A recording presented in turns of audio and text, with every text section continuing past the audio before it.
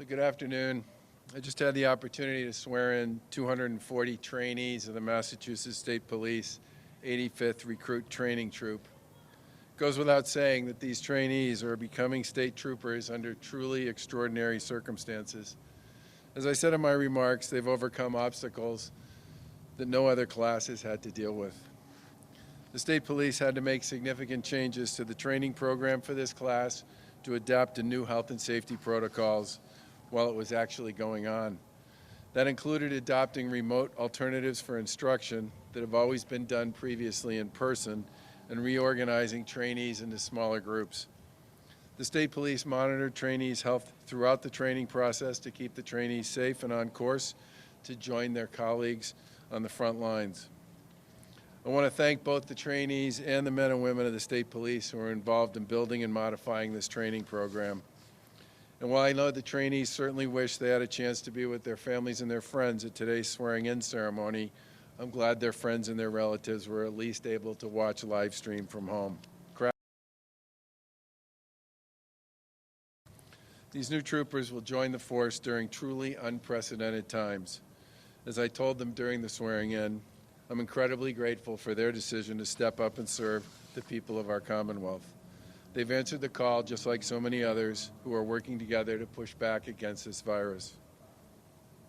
With respect to testing, yesterday over 9,000 tests were reported across the state. That brings our total number of tests conducted to over 333,000, continues to make us one of the top per capita testers in the country. And about 13% of those tests reported that came back yesterday came back positive. Over the past week or so, the percentage of positive cases has consistently been lower than it was last month. As a point of reference, in mid-April, around 30% of our COVID-19 tests were coming back positive for the virus. We're encouraged by this data, but it's important to remember that test results alone are not telling the whole story on how COVID-19 is still brutally impacting many of our communities. Test results obviously are dependent to some extent on who gets tested, and we continue to target areas of testing to certain facilities, including long-term care and high-risk and vulnerable portions of our population, as well as certain hotspots based on our conversations with our colleagues in the healthcare community. Every day, as you know, we talk to our colleagues in the healthcare and the hospital community to monitor hospital capacity and hospitalization rates. As of yesterday, there were 3,542 patients, or about 5% of the cases of COVID-19 in Massachusetts, based on our testing results, were hospitalized due to COVID-19. That number has basically been flat for the past several days. As I said yesterday, we're also encouraged by the trend associated with hospitalizations. We're still very much in this fight with COVID-19, but it is encouraging to see some positive progress. As we come through the other side of this and determine our next steps for a path forward, we need to see those numbers continue to drop. Our goal, starting on May 18, is to begin reopening certain types of businesses in a limited fashion, where it can be done more safely than under normal operations. But this phased-in process can't begin until we see sustained downward trends in many of the data elements that we talk about every day. The data we're looking at includes several factors, such as positive test rates, hospitalization rates, and fatalities. Another critical data point we're monitoring is the number of hospitals that are treating patients under so-called surge conditions. What that means is that several weeks ago, when we canceled elective surgeries, we worked with our healthcare providers to add more beds and more staff to the system to cope with the increase in COVID-19 patients. This was done in several ways, as we've already discussed. Field hospitals were set up, wings of some hospitals that were dormant were brought back online, and healthcare providers actually converted parts of their facilities to treat COVID-19 and ICU patients. Right now, a significant number of hospitals are still very much relying on these temporary spaces and beds.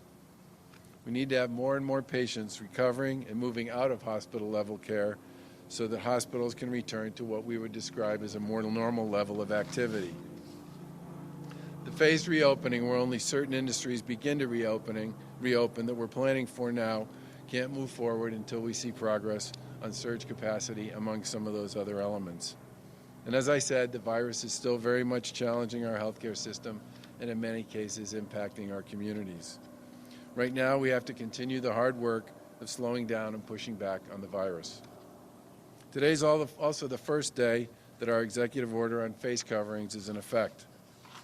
As infectious disease specialists continue to learn more about COVID-19, it's clear this virus is highly contagious and can be spread from person to person without symptoms.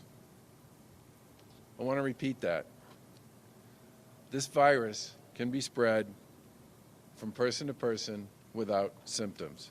It's possible for someone to carry the virus, to be infected, and to infect others without knowing that they are actually infected with COVID-19 themselves. Effective today, that order that I signed requiring residents to use a face covering in public places when they can't social distance from others takes effect. Children under the age of 2 should not wear face coverings, and neither should people who are unable to wear a face covering due to a medical condition or another DPH exemption. There are many businesses in Massachusetts and many communities that have already issued similar policies for their employees, for their customers, and for their constituents. This requirement in Massachusetts under our order applies to all workers and customers of businesses and other organizations that are open to the public.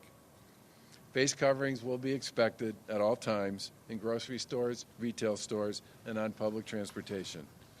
And with respect to that one, I just have to say that since we issued the advisory and since we issued the order, we have heard time and time again from people who work in the public transportation system, people who work in pharmacies, people who work in grocery stores, and people who face customers as essential businesses during this pandemic have thanked us time and time again for putting mechanisms in place to ensure the safety not just of their customers, but also of themselves and their families, because that face mask worn by both people is one of the primary ways we can stop the spread of COVID-19 from one person to another.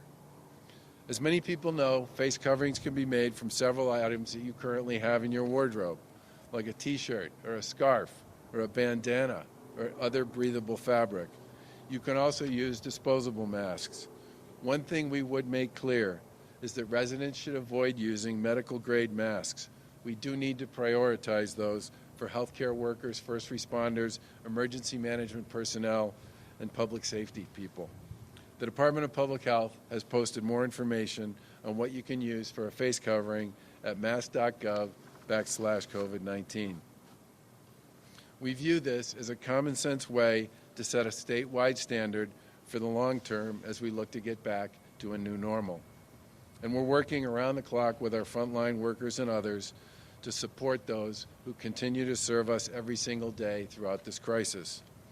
That includes distributing personal protective equipment to healthcare entities and first responder agencies. As of yesterday, we've delivered over 8.5 million pieces of PPE, including masks, gowns, gloves, and ventilators to these organizations, and will continue to take the steps we deem necessary to sustain our response against the virus. We are cautiously optimistic about some of this data, but we should certainly not let up now. And as I stand here with Gillette Stadium behind me, I have to say that no one quits, no one stops, no one slows down in the fourth quarter.